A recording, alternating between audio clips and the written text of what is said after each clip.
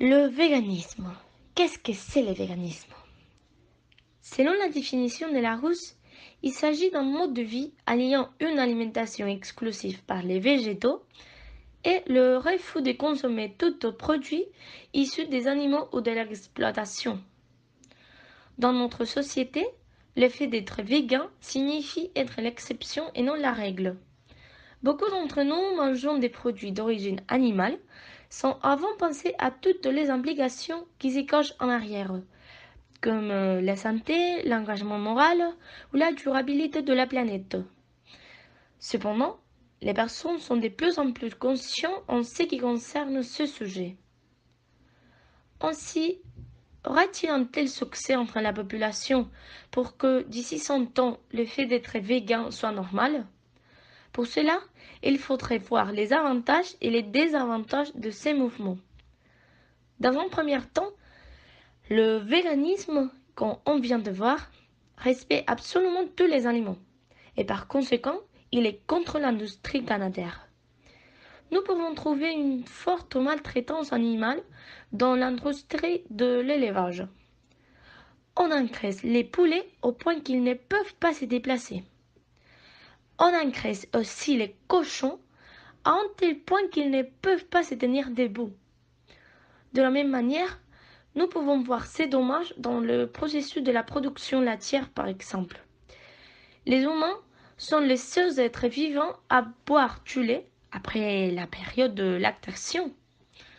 Ce lait est généré pour un bébé qui va être séparé de sa mère pour que les humains peuvent le consommer.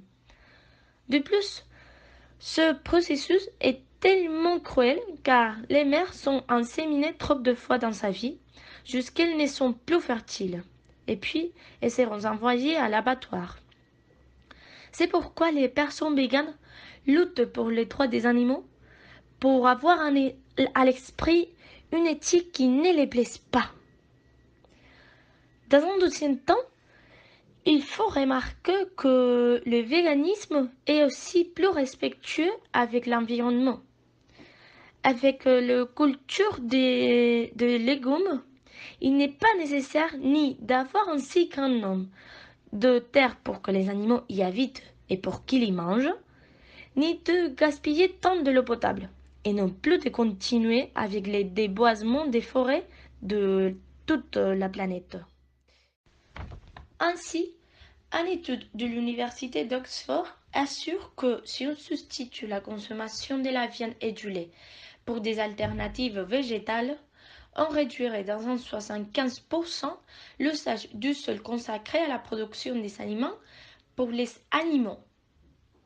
Ce pourcentage-là correspond avec une zone qui aurait la même extension que ceux des États-Unis, de l'Europe, de la Chine et de l'Australie toutes ensemble. De plus, même si les humains sont omnivores, il a été constaté qu'un régime à base de végétaux aiderait la population à prévenir des maladies cardiovasculaires, du diabète et de l'obésité entre autres. Les motifs par lesquels on pourrait adopter le véganisme comme mode de vie sont bien nombreux. Comme on vient de dire, il est plus respectueux avec les sols, avec les autres espèces du monde et avec nous-mêmes. Toutefois, nous pouvons trouver des aspects du véganisme qui ne sont pas acceptés avec tellement de succès par la société. D'une part, le fait d'augmenter les terres agricoles pour cultiver des aliments végétaux déplace le reste d'espèces animales et tue beaucoup d'entre elles. C'est pour cette raison-là que beaucoup de personnes considèrent qu'un régime vegan à base d'aliments industriels entraîne la mort ou la disparition aussi de races animales, même si les personnes véganes ne veulent pas le faire. Par exemple, nous pouvons remarquer qu'il y a des petits groupes de la population qui mangent de la viande et des produits animaux d'une manière moins nuisible que n'importe quel régime vegan. Ces groupes de personnes mangent des animaux qu'eux-mêmes ont élevés. Donc, l'impact environnemental est mineur que celui-ci qui peut provoquer des aliments végans emballés en plastique, par exemple.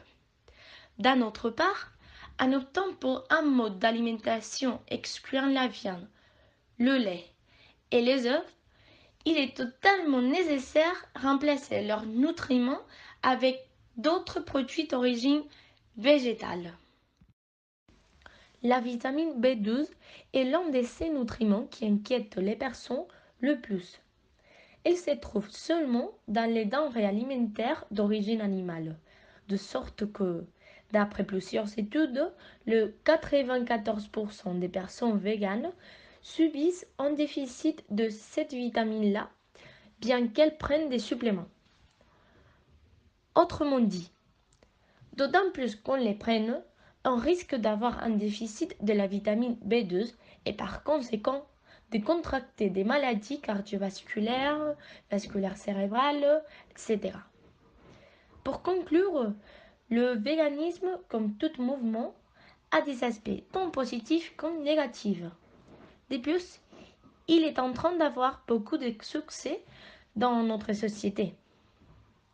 Pourtant, il reste à voir si, en adoptant une éthique plus respectueuse avec les animaux, la population deviendra végane dans sa totalité dans un futur proche.